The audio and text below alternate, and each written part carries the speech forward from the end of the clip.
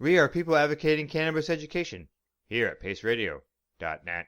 The views expressed by the individuals during this broadcast are their own opinions, and they may not be the same as those of their group or other organizations they may be involved with.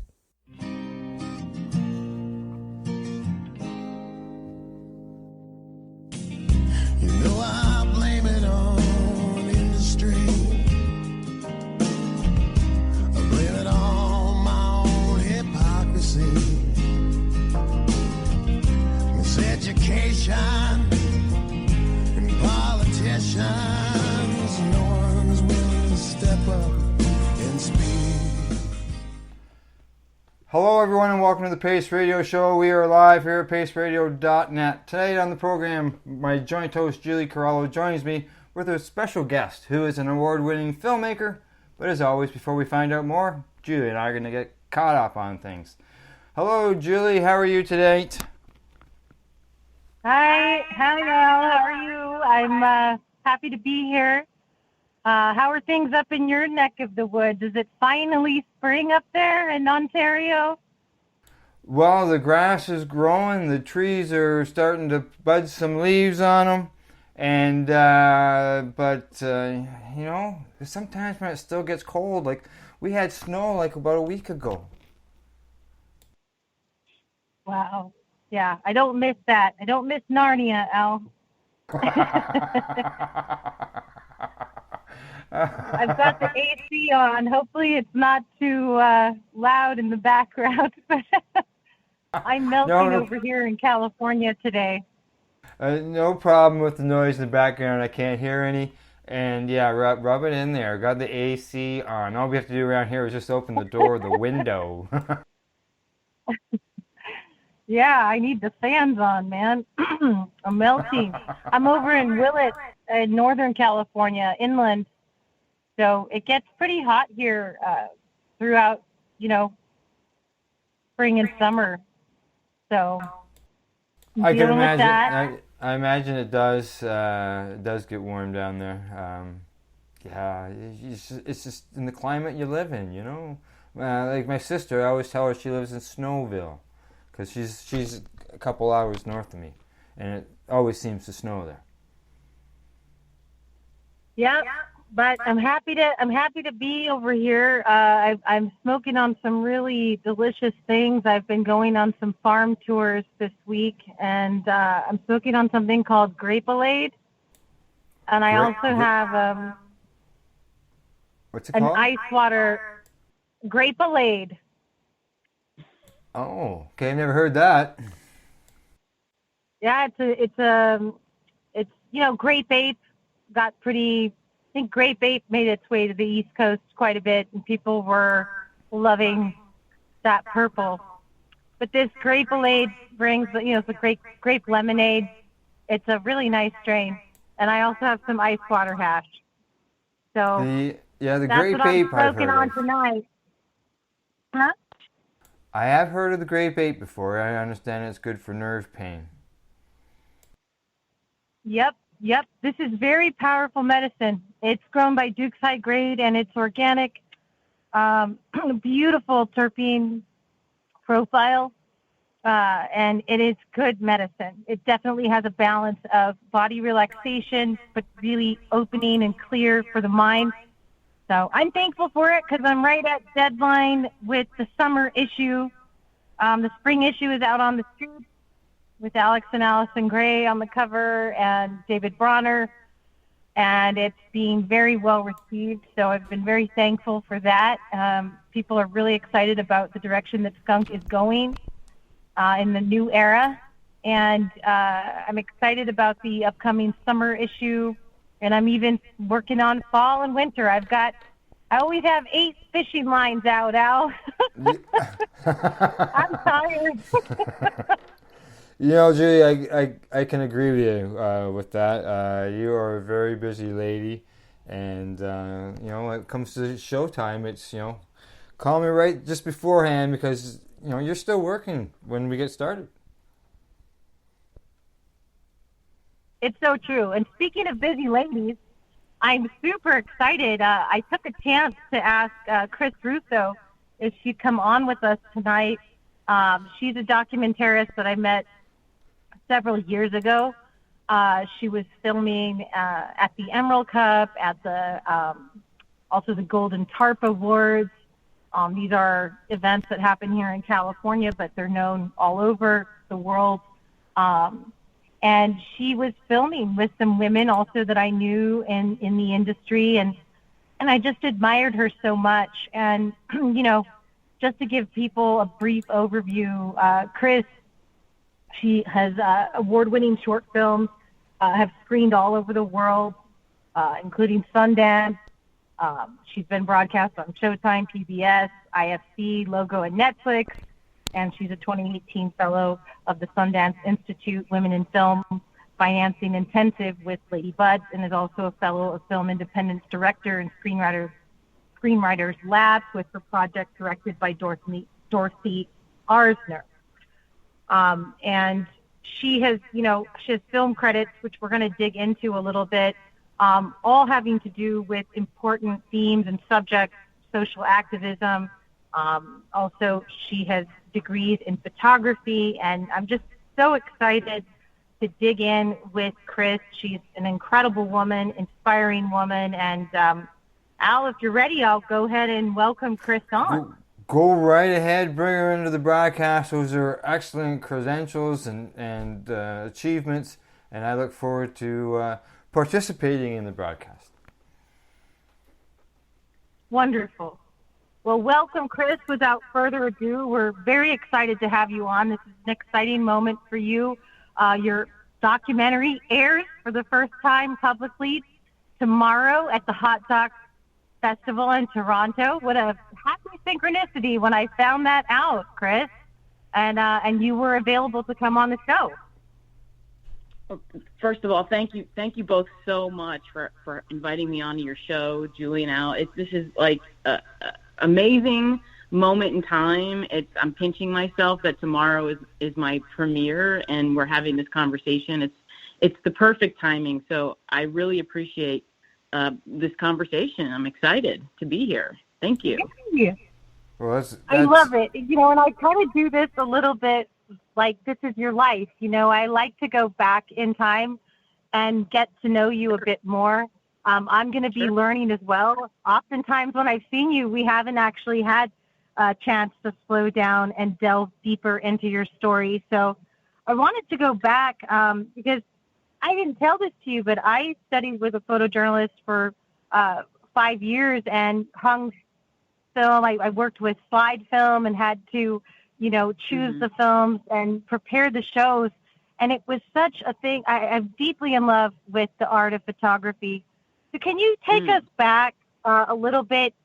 When did you first fall in love with photography and film? What happened in your life that brought that forward for you? Oh, Julie, that is such a great question. Wow. Well, when I was young, I took a photography class. I was in elementary school, and there was an art class it was actually the Rye Art Center, and it was a photography class for kids. And that was the first time I was, fascinated by photography and using a camera and using my imagination and my creativity. And from there, it kind of was just in high school. I lived in the darkroom after school. You know, I was so enthralled by seeing, developing my own negatives and seeing the image come to life in the bins of Developer and Fixer. It was kind of like magic. And then it took me through college. There's something about photography. That's a really good question. I'm not really sure what it is. I think I just have a rich imagination, and I've always been in love with the movies, and I've always been in love with photography as a way to express emotion. I love portraiture. I love the landscape. I'm an environmentalist, and I love doing landscape photography. And so that just kind of continued through my college years. I ended up getting a BFA in photography from the University of Buffalo. So I'm no stranger to Ontario. I know that region very well. Narnia. Narnia. Chris, just so you know, I'm 2 hours east of Toronto. Yeah. Okay. Well, I've done a lot of traveling up and back to Toronto when I was at University of Buffalo. I suffered through the lake effect, snow, winters, and the gray skies for years. And then if that wasn't enough, I went to graduate school in Rochester, which was still not far from Toronto. And at that point, I was going for my MFA in photography, and I thought I'd go into academia because I was just in love with photography and the art of photography. And I discovered making short films while I was at the Visual Studies Workshop, which is an interdisciplinary art program out of SUNY Brockport. I'm actually from New York, so I went to school to state schools. And while I was making short films, I discovered experimental films, and I was at that time shooting film, Super 8 film, 16 millimeter. I was developing it in my bathtub. I was so nice. Oh my God. Yeah, that's so cool. I was like a mad scientist, and I was making these experimental short films, and it was the years where I was coming out as well. And so I would make these short films about, they were like little coming of age stories about crushes I had on women. So I love that. So I kind of came out through my work. I came out through my short films, and there was this film festival circuit that was huge at the time for lesbian and gay filmmakers. And I would submit my short films to the film festival circuit, and they were getting accepted, and they played at hundreds of festivals, and I started winning awards. And I just was like, wow, okay. Meant to be. Yeah, and the art of like filmmaking now, it dawned on me that I could reach a larger audience and say, I always wanted to be an art photographer, but like in terms of an audience and communicating ideas and stories, I realized I could reach more people by making films versus hanging a photograph in a gallery, So I kind of then just pivoted to filmmaking, and so I was in Rochester. So guess where I got a job in Rochester, New York, as I was graduating graduate school? It was at Kodak. That's so cool. Oh my God. So I mean, I love that. I used to pore over all the photography books, and you're right. I mean, it is so deeply poetic, and it's so rich, with savoring the beauty of life. So I'm with you in terms of that poetry. Keep going. Oh no, totally. And capturing a moment of beauty. I'm really about, creating cinematic images, beautiful images, and taking then I never stopped making the short films. I was working for Kodak at that time. You have great framing. You have great classicism in your work, and now I know why.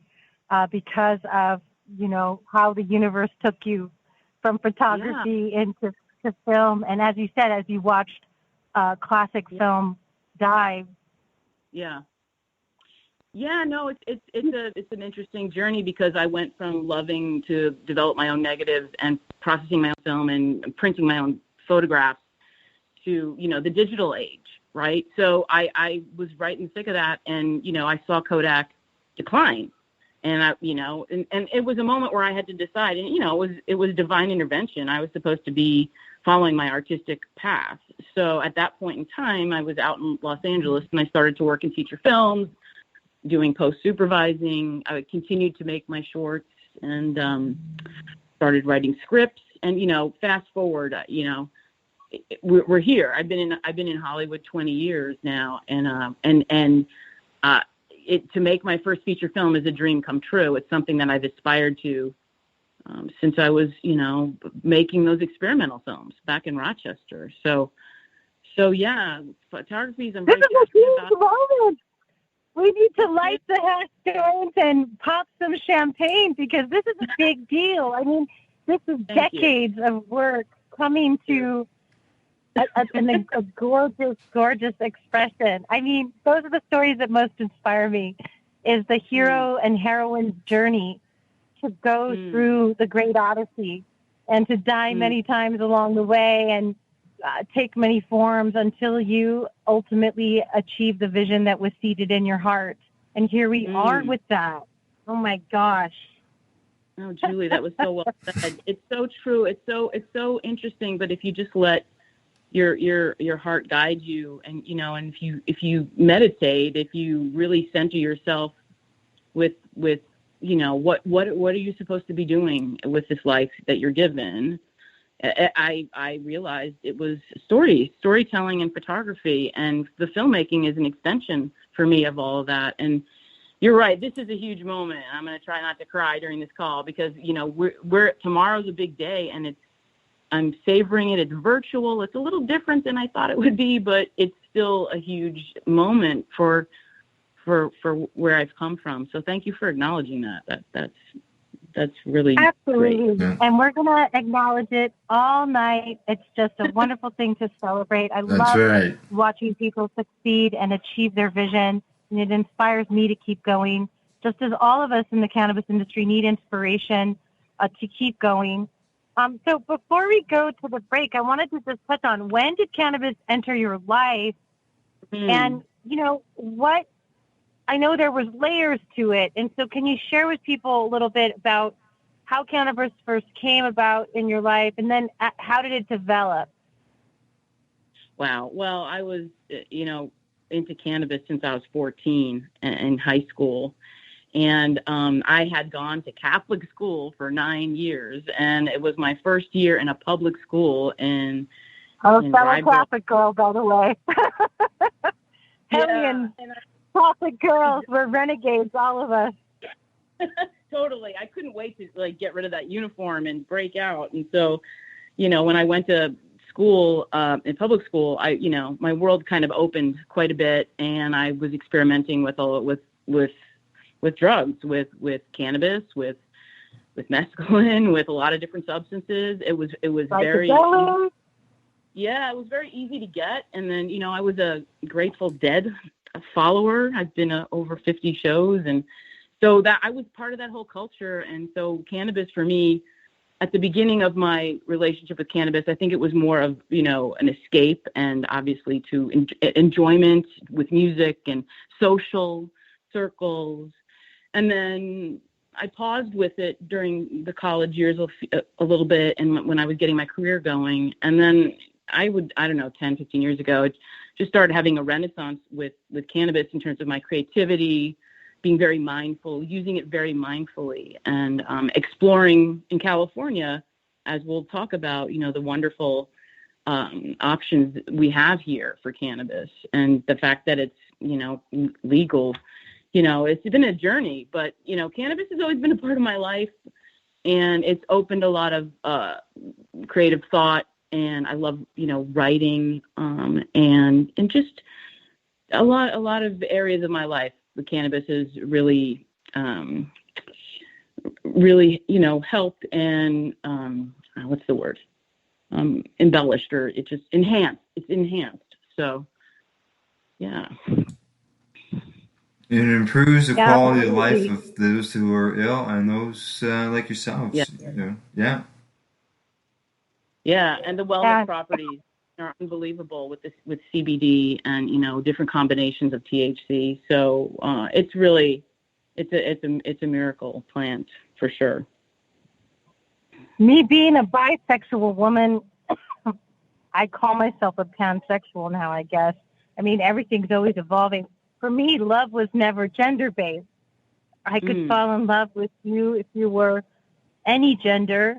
I just loved your soul. But two of the women that greatly inspired me were Gertrude Stein and Alice B. Toklas, who to me were they are the apex of the Renaissance to me. When the Renaissance began, that I'm always talking about, that it was really from this gorgeous lesbian couple that held these salons and these consortiums and brought the artists and the counterculture and avant-garde thinkers together.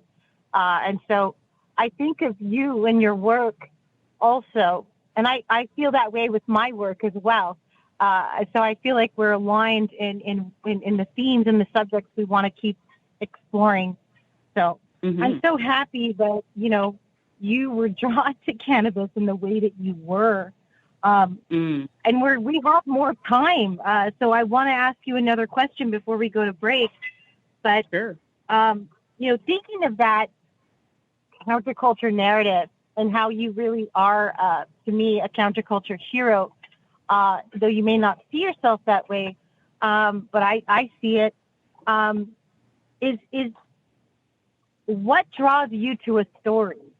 And we'll kind of bridge into how you were attracted to tell the story with Ladybuds. But first, before that, what has drawn you to stories, and what kind of gets you up in the morning and to keep on doing these projects? Because it does take so much time and effort and energy and passion to get it done. So can you tell us a little bit about what draws you to a story? Well, I think getting to the truth and the heart of the matter for me as an artist is like, you want to, discover, and you're curious about, the truth. And for me, you're speaking about gender, like I'm obviously drawn to stories that give voice to women, that give voice to marginalized communities, like the queer community, because, those are the stories that I want to see, that I enjoy, that reflect my life. And overcoming obstacles. I mean, the women in Ladybuds were up against such obstacles and barriers to succeed.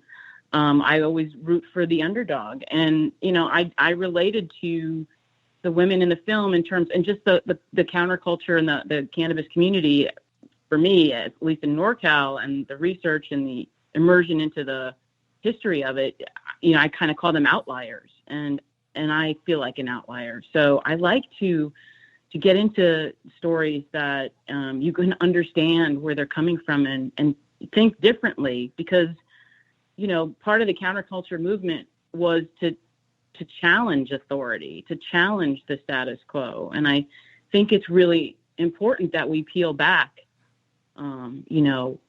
all these layers of ways that society wants us to think.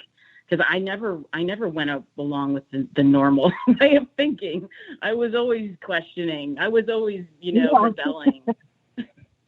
And I think those stories are really important because, I want to reflect truths of different people so that they feel normal, that they see themselves in, and that they feel it's okay to be themselves. I want to tell stories that, I guess, sort of reflect part of my truth.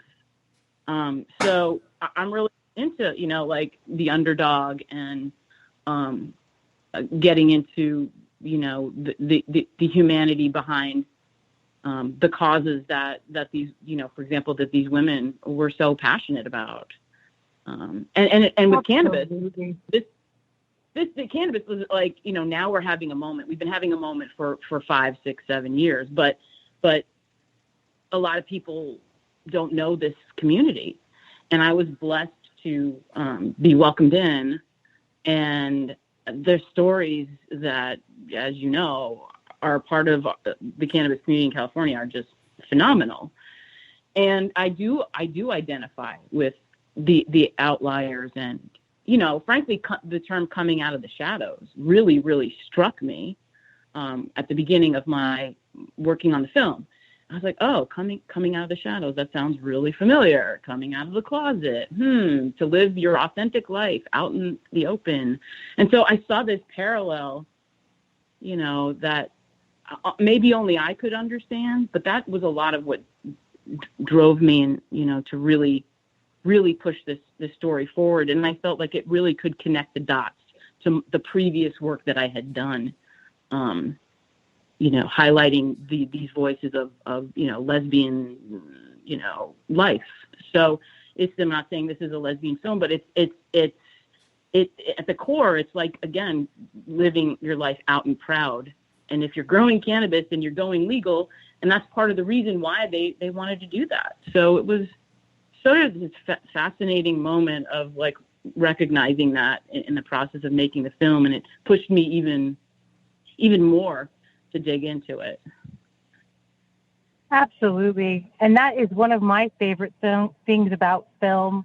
Also studying theater and performing in theater for so many years, is that the best stories, for me, the stories that I go towards are the ones that bring courage, that bring insight. And so that's where I feel like telling the story of the underdogs, you don't know how many thousands or tens of thousands or millions of people that you'll affect with a story that brings courage. And because it's inspiring to see that there is a way forward.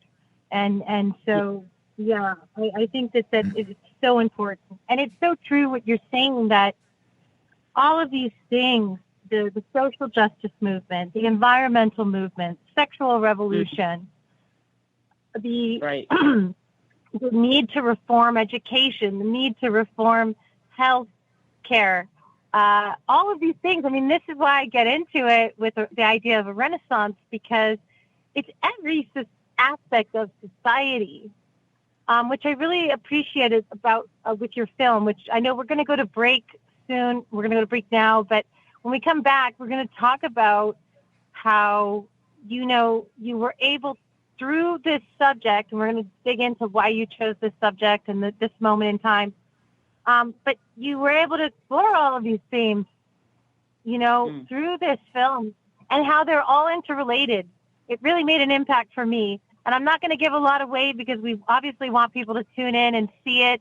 But I do want to touch on some things about what drew you to this film and some aspects of it. Sounds great. Sounds good. Awesome.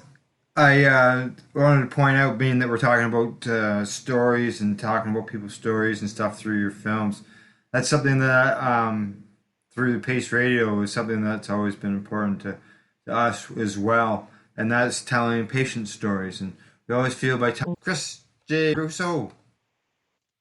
You're listening to the Pace Radio Show. We are live here at paceradio.net. You're listening to the Pace Radio Network here at paceradio.net.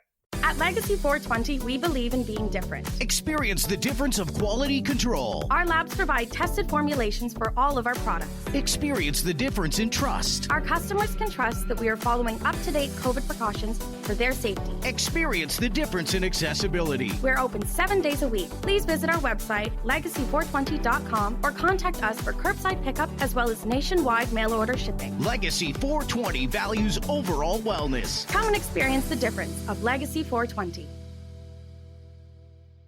The People's Alliance of Cannabis in Canada is an organization working to improve cannabis legalization in Canada. They have a mission and values that includes all Canadians, no matter where they come from. The values are including everyone, as no one should be excluded from participating, equality, diversity, advocacy, along with cannabis education and research, plus industry, safety, and professional standards. If this is an organization that has the same values as you, check them out at peoplesallianceofcannabisincanada.ca. Once again, peoplesallianceofcannabisincanada.ca. Check them out. Enjoy the buzz of legalization with Campbellford Lifestyle Shop. From lights to plant nutrients, books, consumption accessories, and more, we've got all your basics to grow or consume cannabis. Visit our info center or take a look at our piercing services and body jewelry, now available in-store through Campbellford Lifestyle Shop, 17 Bridge Street West, Campbellford. What do you find at paceradio.net?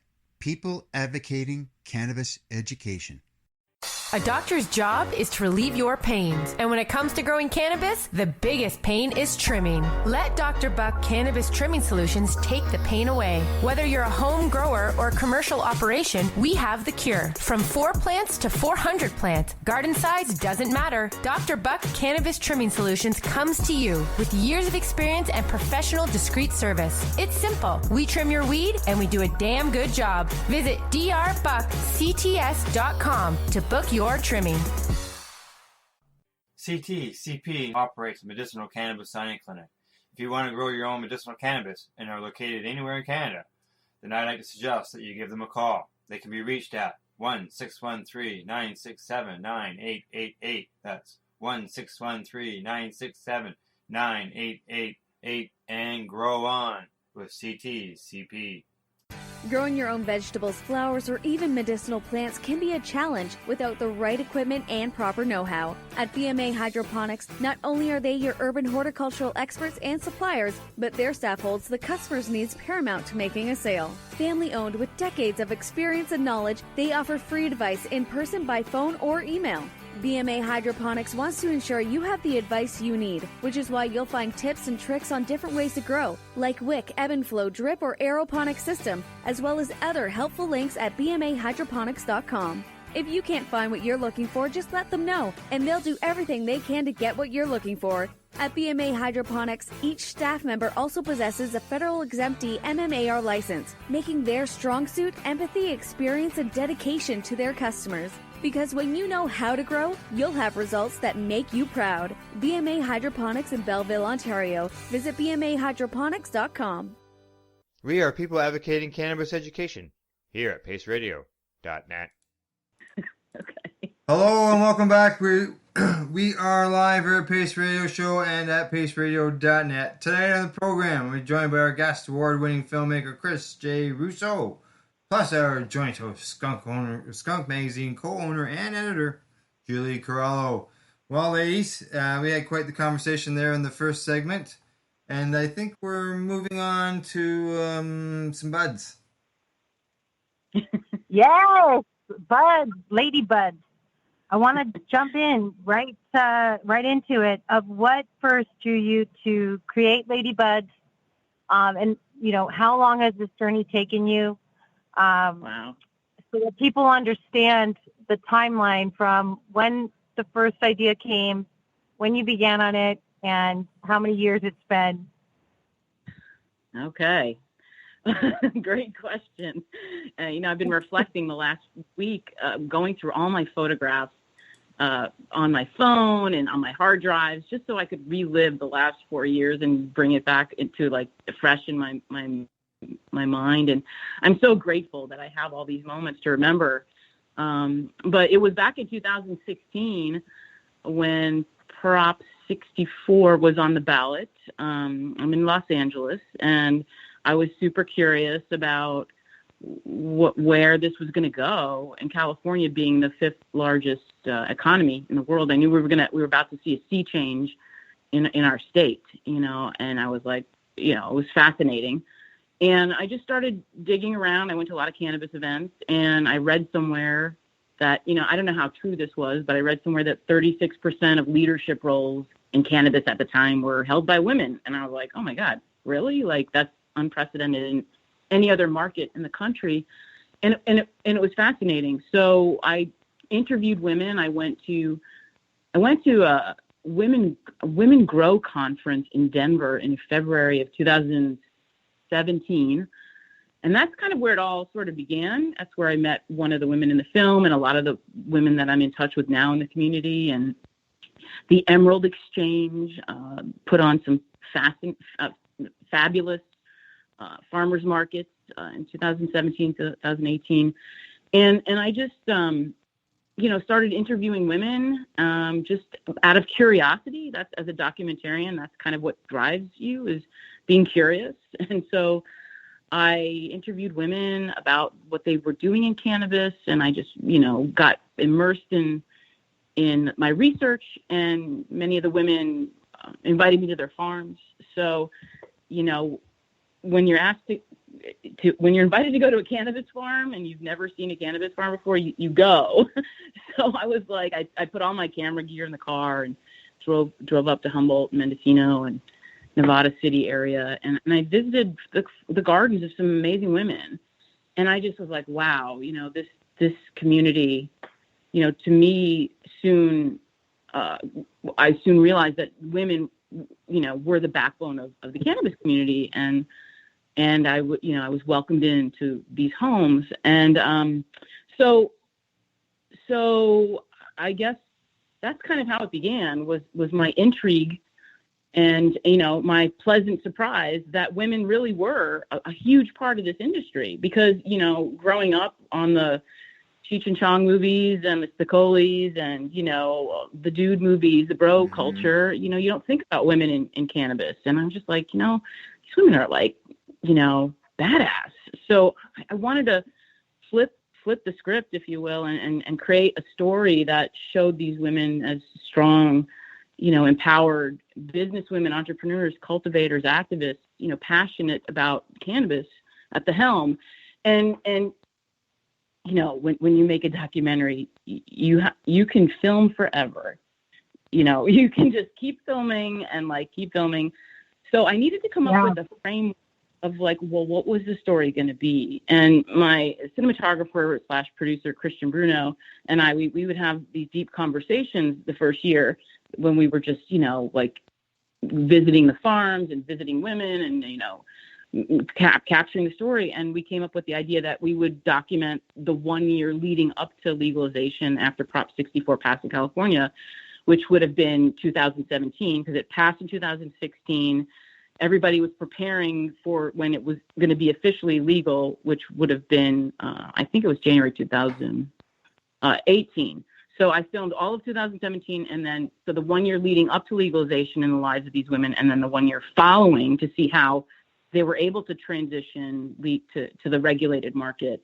And that was the framework. And what I actually documented was, oh my God, the craziness that was legalization in California through the eyes of these women. So that was kind of how it all started, and it just sort of unfolded. And I interviewed over 100 women, and it was really important to me to have a multiracial cast, to have a very diverse subjects, so that we could show how diverse, the cannabis community is. And as you said earlier, it touches on so many important topics, from social justice to wellness, to just so much history in California, the queer community, sort of laying the groundwork for the medical marijuana legalization in 1996 with Prop 215. So, yeah, I didn't realize at the beginning how big this was going to get for me, and it was big for me to just, Chris, to decide I'm going to follow 6 women for 2 years. It was a little naive, but I had, some help with my cinematographers, and I put a lot of mileage on the Subaru Outback. I was up and down California quite a bit, and I just became a part of these women's lives, and I felt so blessed and privileged to tell their stories, because everybody you meet in cannabis, as you guys know, they have amazing stories, and each of the women in the film deserve their own feature film. But I thought it would be really interesting to show all the different viewpoints from different parts of the cannabis world, from a farmer to a businesswoman, to the retail angle, to the activism that we need to continue to do with Felicia in Los Angeles. And I don't know, maybe I pulled it off. We'll see. I think I pulled it off. Oh, you definitely did. It was so layered, which I so loved, because I've been in the cannabis industry for 16 years. And we have many heads tuning in. Thank you for tuning in with us tonight. But, the rise of cannabis culture has been predominantly dominated by white males.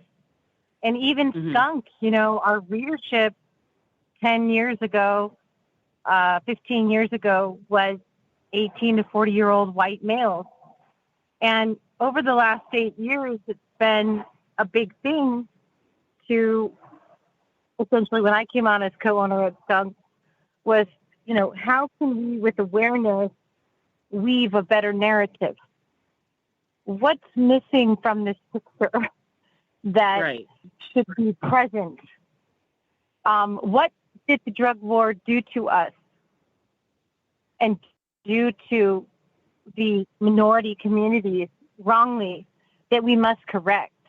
And I saw that, that these questions weren't being readily asked. That's why I started using the term Green Renaissance 8 years ago, was because I was tired of this idea of the green rush and the white wealthy male walking in and profiting and rising to strength, while minorities and women and LGBTQ people suffered, left out.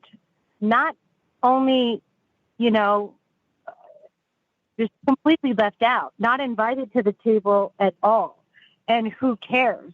And there was such a lack of conscience that I just felt like, wow, we need to really start to change this. And as soon as I was given the ability to do it, I wanted to do it, and I am doing it.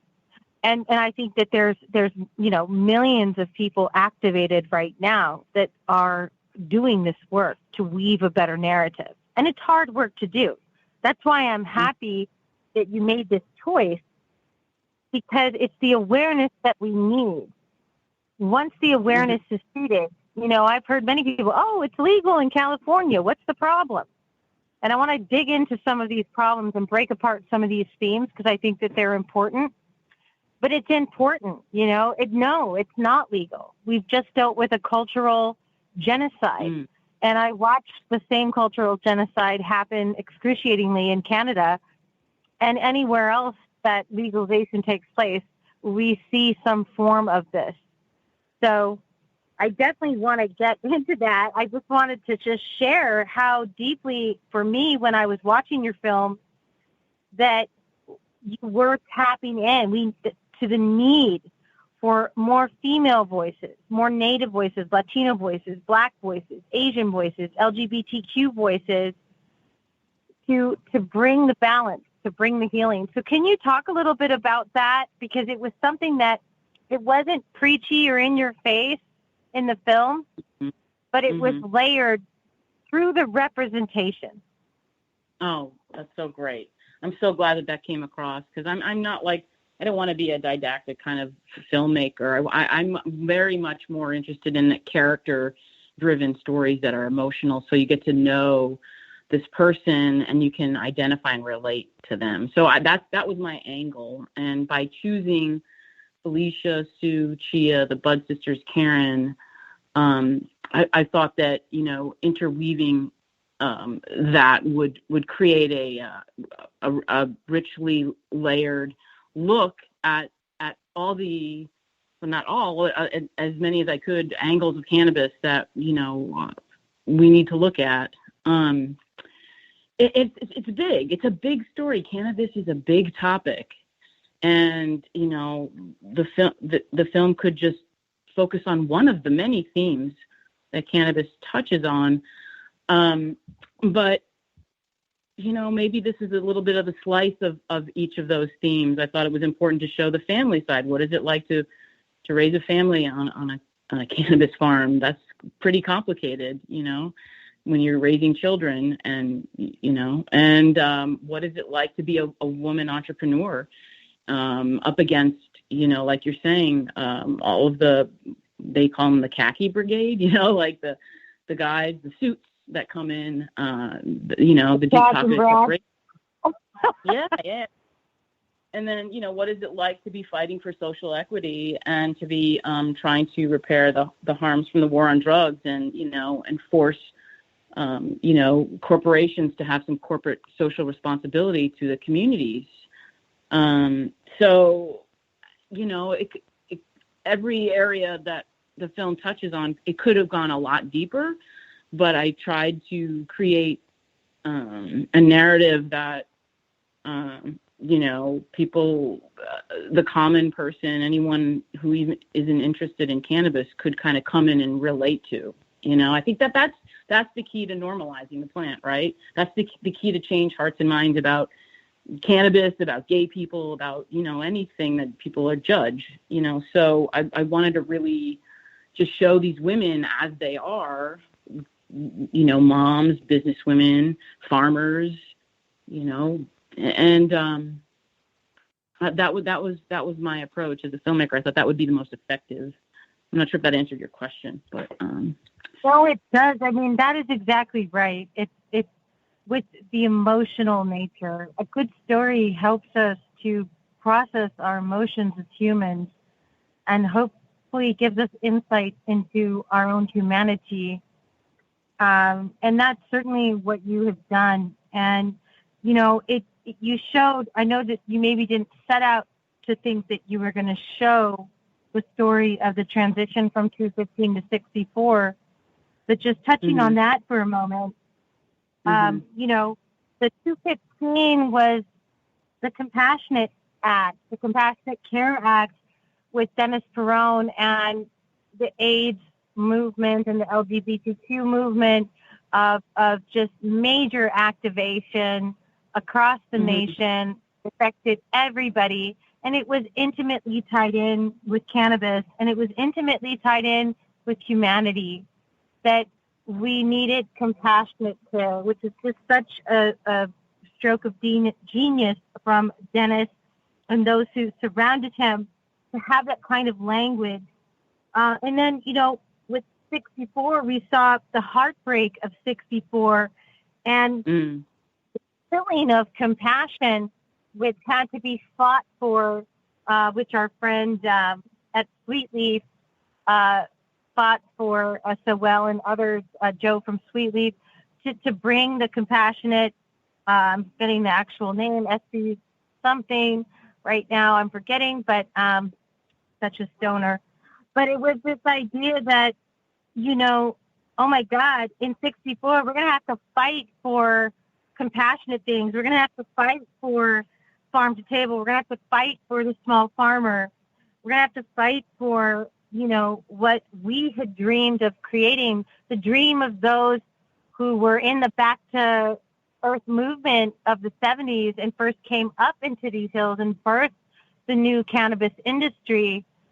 It was all about back to earth. It was about earth connection, solar movement, and innovation in industry.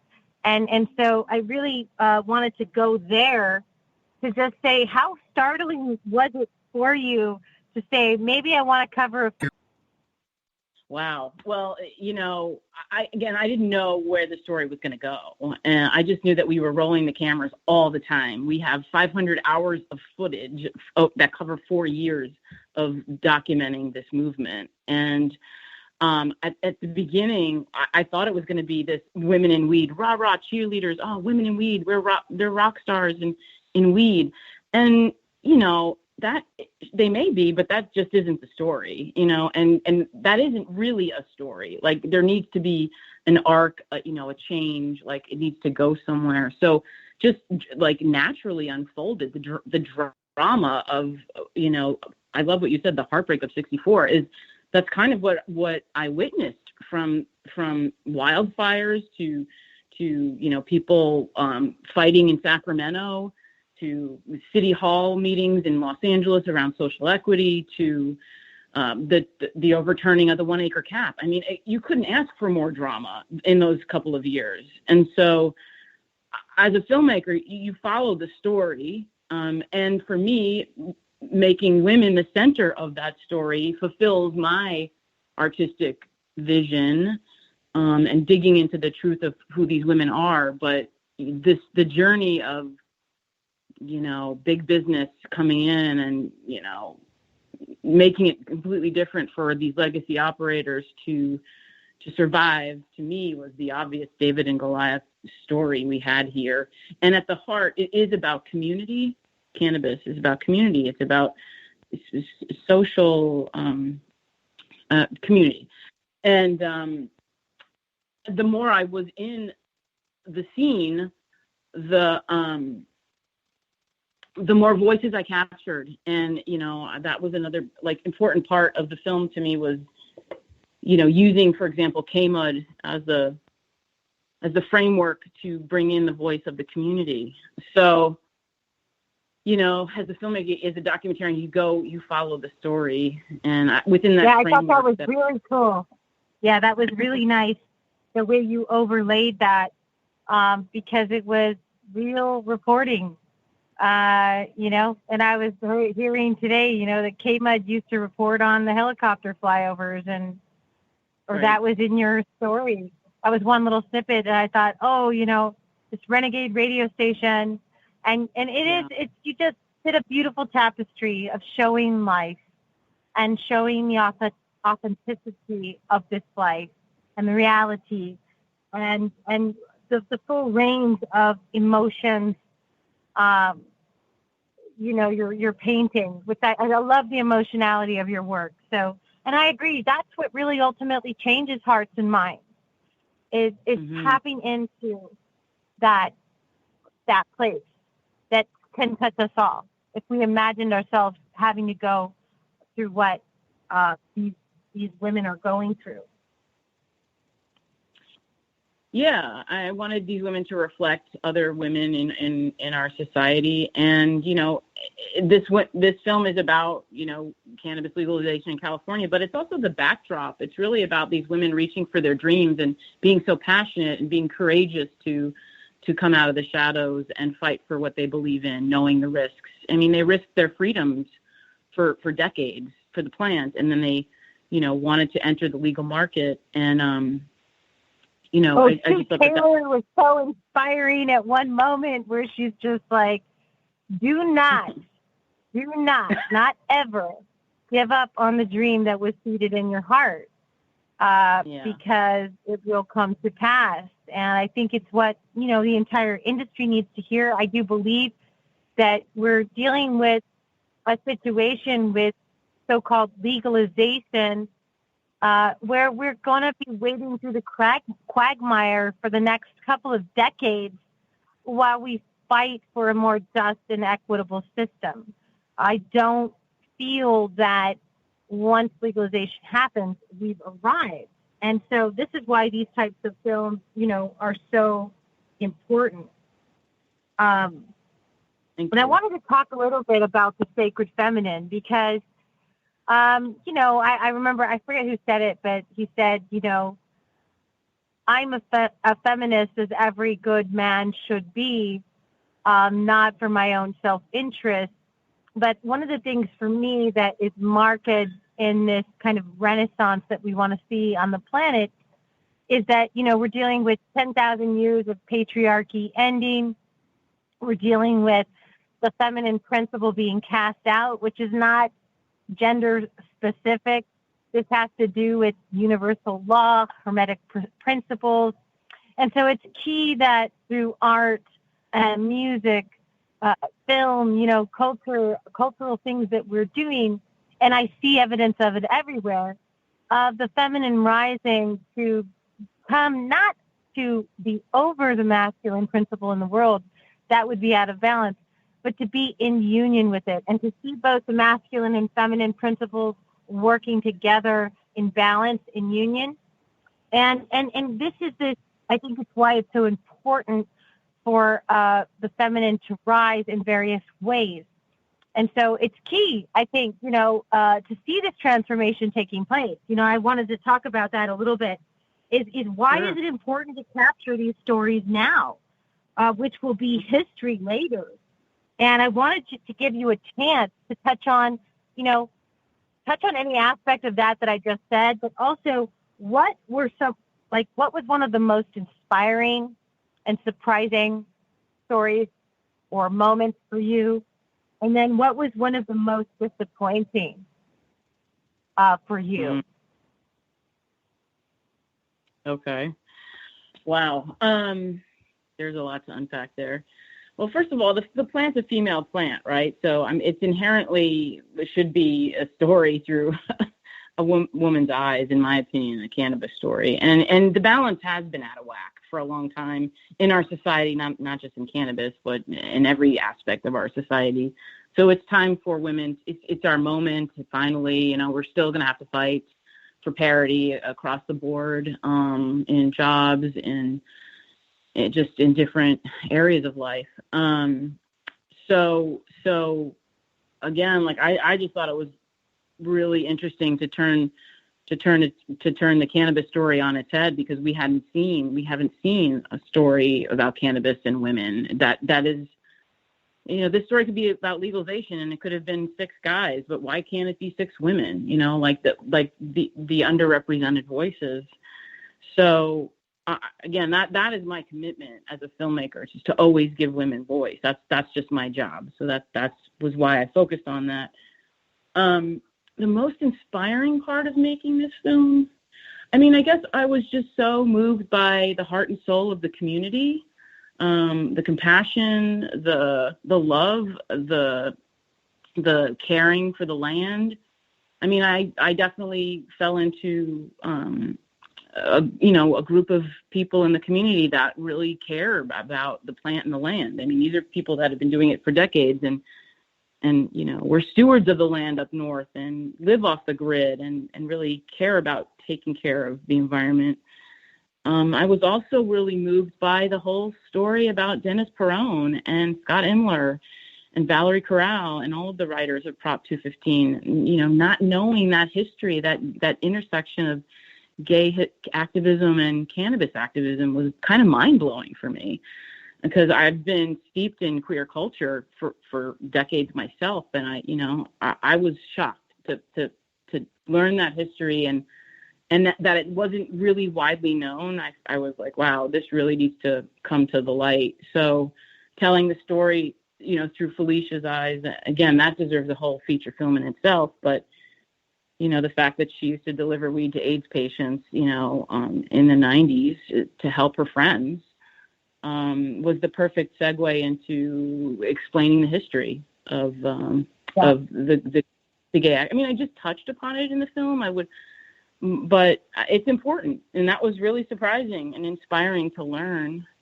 And I thought, I should really, make a point of that in the story. What is this? The most disappointing, the most discouraging. I mean, the whole corporatization of weed is just gross to me. So that's been kind of a bummer. And then the 1 acre Kappa Trail was like, really, how could they do this? So opening my eyes to what government regulatory agencies can do. When you're of our country and you can cast a vote and you vote on something that you believe, and they change the law around. It was like, wow, how is this allowed? How can they actually get away with this? Like, does voting even matter? So it's been a little disheartening really looking at that issue. It's a microcosmic issue of the film, but it's a big issue, and it symbolizes what's happening in our country, in the last 4 years. So we got a lot of work to do. It's a grave injustice, and it's heartbreaking. And to see our state, I'm born and raised Californian, to see it go back on its word with the 1 acre cap. I'm a big believer in the farm to table movement and the Back to Earth movement, the Victory Garden movement, and as a certified herbalist in people growing their own food and medicine at home. And for small farmers to thrive. We can empower millions more in the small farmer style, not the factory farm style that has dominated the last several decades in this nation and has really brought this nation into ruin. I think the factory farm is a blight. Yes, we have to do it. I understand, but we have to do it in a different way. And we have to help support, like FDR did back so long ago, into a great flourishing of farming locally and providing food and resources locally. Absolutely. I mean, we've seen this over historically with the dairy industry, with beef industry, and agriculture. And of course, now it's happening, in cannabis. And cannabis is probably the most regulated agricultural product in the history of mankind. So it's just, it's disheartening. Like I said, we have a lot of work to do.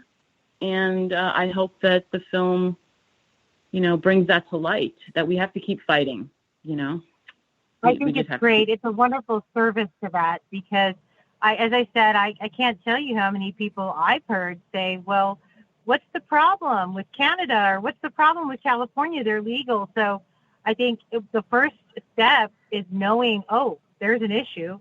And then, okay, how can we attend to this issue? And hopefully we can help inspire other states that have yet to legalize to fight for a more equitable bill. Right. I think that's key. And what do we have? 36 states right now have medical, 17 have recreational. I mean, it's kind of sweeping the country. This is a little bit of a cautionary tale of Ladybuds as to how to look at policy and the framework of the regulations in each state. And every state's doing it differently.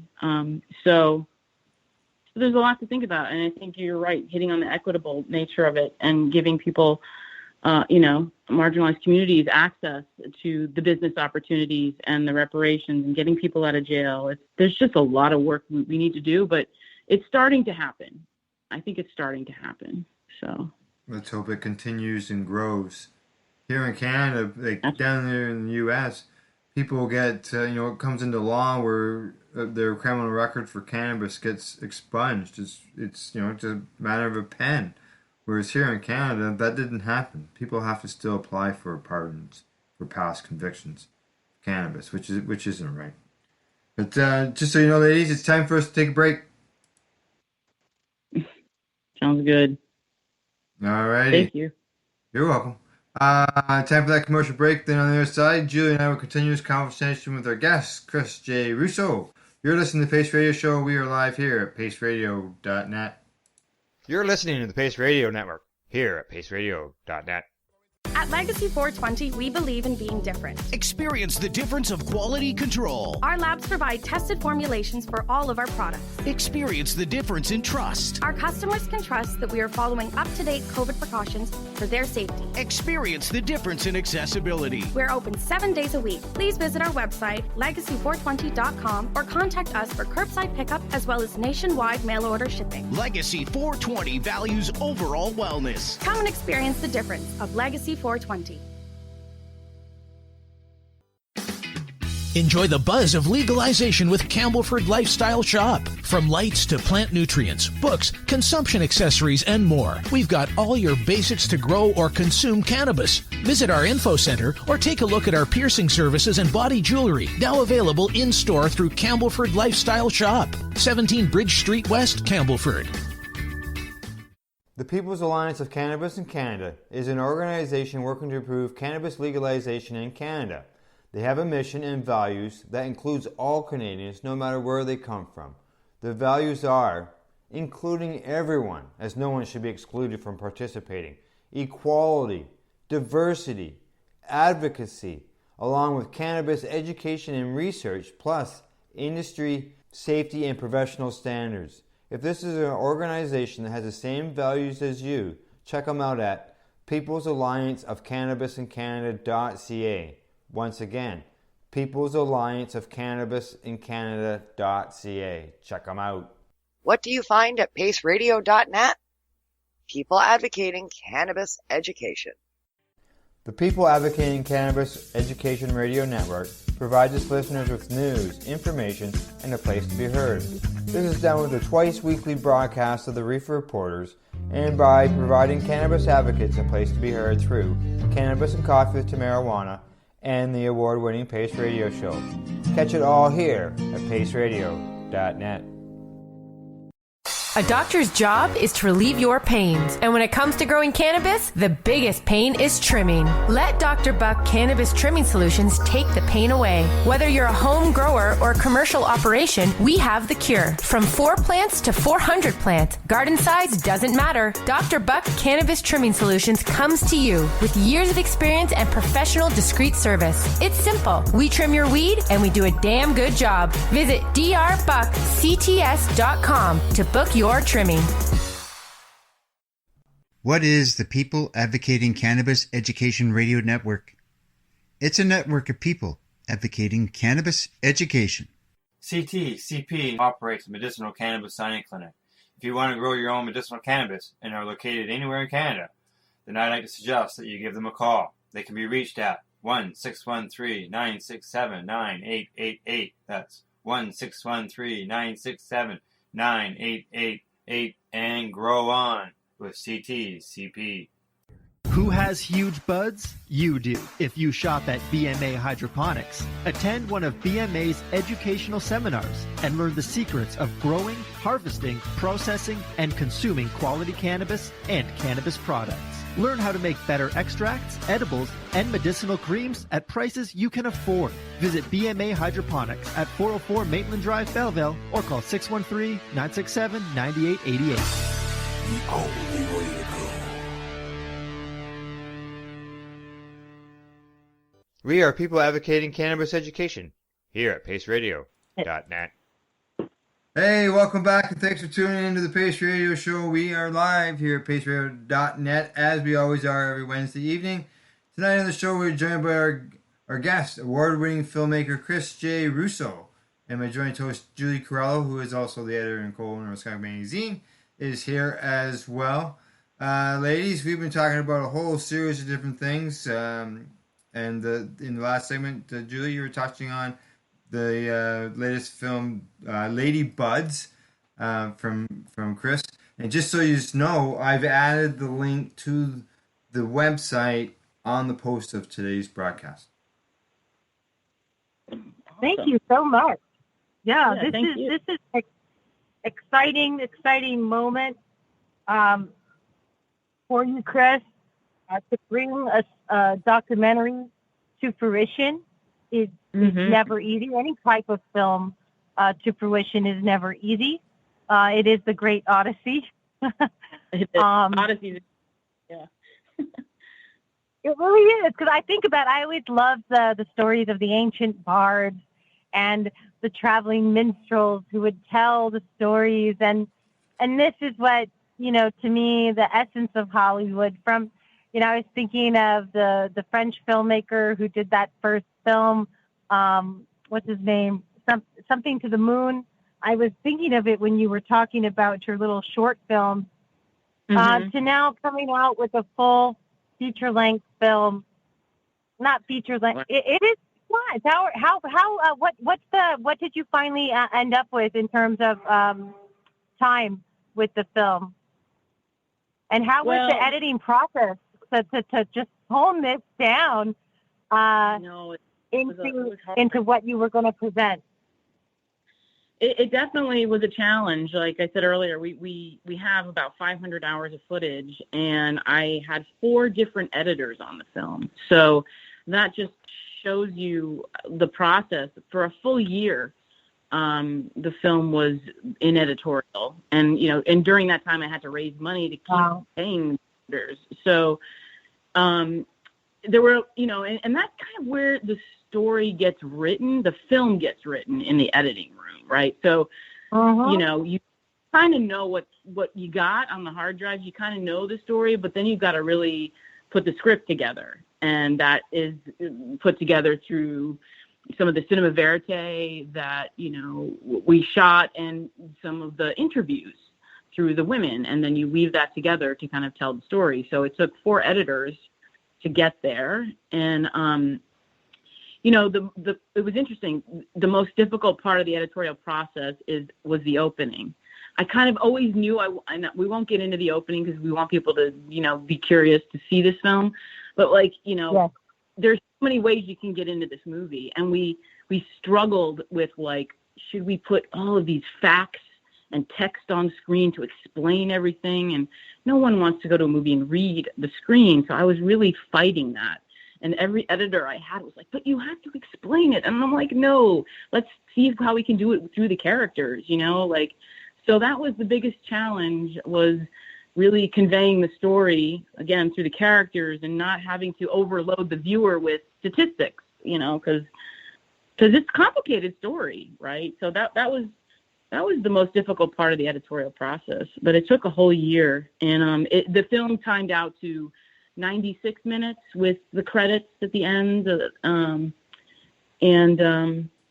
think it's a good length. It was a lot longer, when you chisel it down. 96 minutes. 96 minutes sounds longer than a short film to me.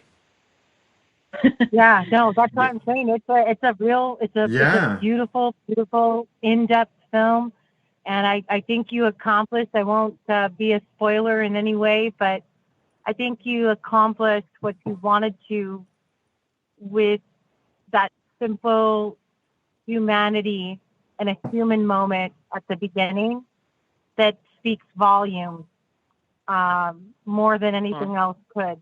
So bravo to you in pulling that off, because it is very difficult. And so, we're living in this weird pandemic world. So yeah. Here, Hot Docs. I mean, tell people a little bit about Hot Docs, and it's one of the top documentary film festivals in the world. Normally, people would be attending in Toronto. So, what's going on? Like, what have you learned about this process? Because that's a process as well as getting your documentary into the film festival, and what is it all about? Tell people a little bit more about that. Sure. Well, we were very close to finishing last year at this time, and we were invited to several film festivals in 2020. And it was heartbreaking to have to shelve the film for the last year. But that was the decision we made to do because we didn't know what the festival landscape would look like in this new virtual environment. We weren't sure if the buyers were going to look at films that were streamed, because that was just unprecedented. Film festivals are places you go, they're markets, you go to parties, you're with the audience, you get to hear the buzz and the interaction. So honestly, I kind of had to let all of that go and surrender to the moment, which is fine. And this is virtual. And the great thing about it is that the Hot Docs Film Festival is for Canadian audiences. So it's called Geo-Block to Canada, which means it will stream. You can stream anywhere in Canada. So this is our world premiere at Hot Docs, and Hot Docs is the largest documentary film festival in North America. It's very prestigious. It's a great honor to be in this film festival. And we're in the Persister program, which is a program that focuses on the voices of women. It's a really cool section of the film festival, and I'm really excited to be alongside the women filmmakers in that program. And the festival opens tomorrow. It's the world premiere. I believe, I'd have to look on the website. I think it's 10 a.m. Eastern time that you're able to stream any film. So if you go to hotdocs.ca is the website, you can read all about the film festival. And if you're in Canada, you can buy a single ticket to any film, or you can buy an all-access pass.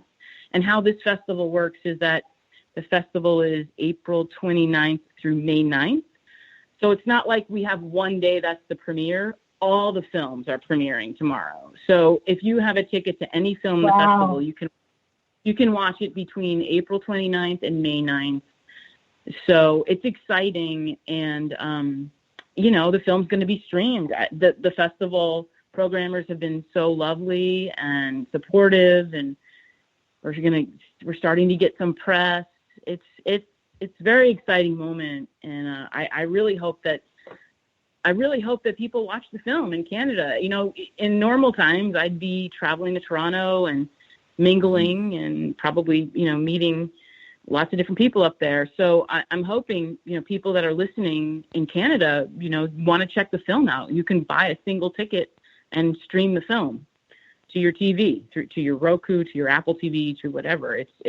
It's cool. So the film is accessible to many more people that it would have been if it was just in person, which is the cool part. And we'll see what happens. It's as we were saying, it's the first time the film is going to be seen by the public. I've been in this bubble, pandemic. I've been, in my own head, and now the film is getting out there. I've got to let it go. I got to let it fly now. And so it's an amazing moment, and I can't wait to hear what people think. And do you know the actual airing time? Forgive me if I missed that. Sure. So I believe the festival goes live at 10 a.m. East Coast time. So if you have to anything at Hot Docs, you can start watching your films at 10 a.m. tomorrow. So that would be 7 a.m. on the West Coast, but, only my friends in Vancouver are going to be able to see the film tomorrow. Okay, and tell us a little bit more.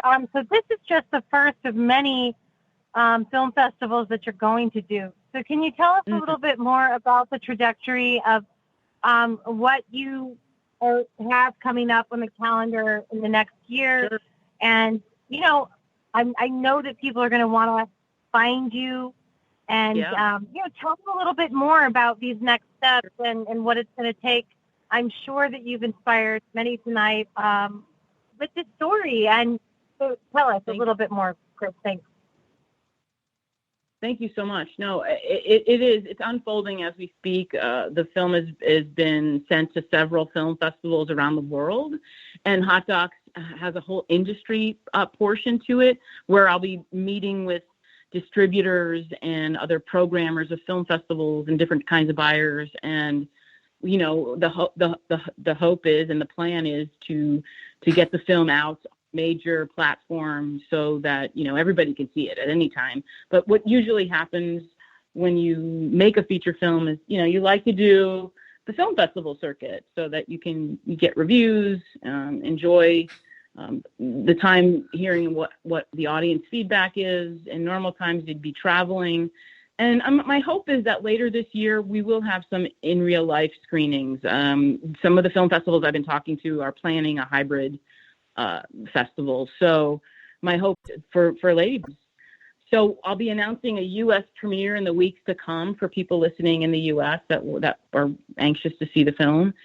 And it's exciting. It's just starting. It's what did my publicist say? It's not a sprint. It's a marathon. So we're about to embark on this journey of the film going to different communities, and I'm excited to hear what audiences, not only in Canada and the United States, but will this film resonate in Europe? Will it resonate, around the world?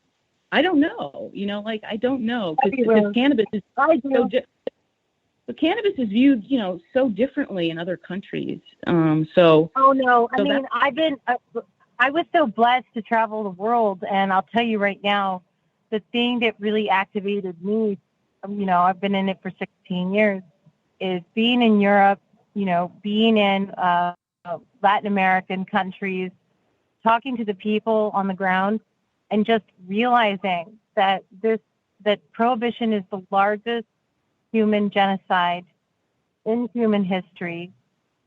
It has killed more people than any other war combined, and it is a global thing. And the thing that's going to be so powerful about your film is the humanity, the way that you're able to showcase the human journey. This is a really, I've been in Austria, Chris, Germany, France, Mexico, Colombia, everywhere around the world, the people are going through these hardships. So I just want to say to you, don't wonder if it's going to resonate, because it will resonate. I know that. And it's something that we're all going through. Even though the variables are different, we're all being affected unjustly by prohibition still, even under so-called legalization. So no, don't question whether it'll be received, because I know it will. I have a question for you here, Chris, on the film and the Hot Docs. I am at the Hot Docs website. I have included the link to get tickets for your movie in the post on Facebook. At the bottom it says that you're having a question and answer period on Facebook on May the 6th. Oh yeah, thanks for reminding me. It's exciting. The film festival did a PM on the East Coast, and we're going to have the cast and crew, and we're going to be moderated by Kathleen Mullen, who is a film programmer and consultant out of Vancouver. She's worked on a ton of film festivals, and she's going to be moderating the panel. And speaking of cast and crew, I just want to give shout outs to everybody, because I really didn't kind of mention everybody's name. The women in the film, just to give them shout outs, are Chia Rodriguez, Karen Wagner, Sue Taylor, the Bud sisters consisting of Pearl Moon and Dr. Joyce Santafonte, and Felicia Carbajal in Los Angeles, and our good friend Mumser up in Garberville. And I also want to thank, Christian Bruno, who's been my right-hand guy, filming with me in the trenches for the last 4 years. Michael Katz, my producer, who is doing amazing work in the cannabis community up in Mendocino, and he is one of the co-founders of the Emerald Exchange and now the Emerald Outpost. He's doing a lot of great policy work up in Mendocino. And, all the other, my editor, Tamara Maloney, who really pulled it together at the end, and my composer, Abby Posner, like making a movie, there's just such a long list of people that really contribute to this collaborative creative process. And the list is long, but I'm so grateful for everyone that's been by my side through this whole process. I couldn't have done it alone, and everybody has really just come together to help and pitch in. So please go see Ladybuds at Hot Docs starting tomorrow, April 29th through May 9th. Stream it virtually, and then stand by for the announcement of the U.S. premiere and where Ladybuds will go next. And I hope that everybody gets a chance to see this movie. And please always find me on social media, reach out, let me know what you think of the film. The Ladybuds Instagram handle is at lady.buds, and Facebook is just Facebook.com/Ladybuds. And I'll DM me and find me on Facebook and let me know what you think. And the Ladybuds website as well? Yes, the Ladybuds is www.ladybudsmovie.com. And I will get messages through any of those social media outlets and website outlets. Good. And just this so... This has been fantastic. I just I'm want really to say looking forward. Oh, I'm so sorry, Chris. Go ahead. No. I just, again, so much gratitude and appreciation for you inviting me onto the show, Julie. And now thank you for, spending the time to get to know me and talk about Ladybuds. This is very special to me that the cannabis community has been so generous. And again, I feel privileged to have been able to tell this story. And it's so perfect to be having this conversation with you guys the evening before the world premiere. So thank you so much. I appreciate you guys so much. You're welcome. Thank you so much, Chris. I am so honored to share this moment with you, and I'm so proud, and you've inspired me. And these types of things, as I said, great stories, yours included, has now become a great story that gives courage. It gives strength. It says keep going, because the vision can come alive. And I'm excited too. At Skunk, we're going to share your story in print for sure. Spotlight all the beautiful women, all of these amazing women. Definitely seek out the film, because each and every one of the women that Chris chose is deeply inspiring in her own right. I love many of them. I've been privileged to meet them. And we're going to be sharing, hopefully, excerpts as we go in the next year to help bring, more visibility to this work. And I'm so thankful to you, Chris. And I'm thankful to everybody who tuned in tonight to listen to Chris's inspiring story. So, Chris, thank you so much. I'm just excited for us to continue to work together. And I hope to do a clubhouse with you and the ladies whenever we can schedule it to talk about the experience. I think it'd be very inspiring for the Skunk Clubhouse community that's been tuning in. So hopefully we can do that with you. And I'm just going to be raising a glass and a hash joint to you tomorrow, Chris, that you did it. Thank you guys so much, and for having me on. And you're welcome. Yeah, we will celebrate into life soon. You're within 12 hours of your film being released at Hot Docs, and you're spending time with us. So press the panic button now. Thank you. You're welcome. Julie, have you got 99% of success is persistence. Just remember that for anyone listening in, just continue. Don't be discouraged. Don't let your heart break completely. keep on going. We're traveling through crazy times, wild times, where society is shifting in so many ways. And we need all of these counterculture heroes and these rebels and these artists to speak right now. So thanks again, Chris. Thanks, Al, so much. And this was an amazing show, and I'm wishing everybody a good night. Have you got a shout out, Julie? Just everybody check back at skunkmagazine.com. The new issue is out on the streets. The April issue is going to be on the streets now through June. And then we have the beautiful summer issue coming. I'll give a little sneak peek that we're going to have supernova women on the cover, Latina and Black women on the cover with supernova women, very inspiring group of women.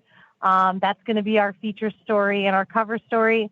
And it's chock full of beautiful things. And I can't reveal more. I wish I could, but I'm working on fall and winter already, but I'm not going to say a word. Just a tease.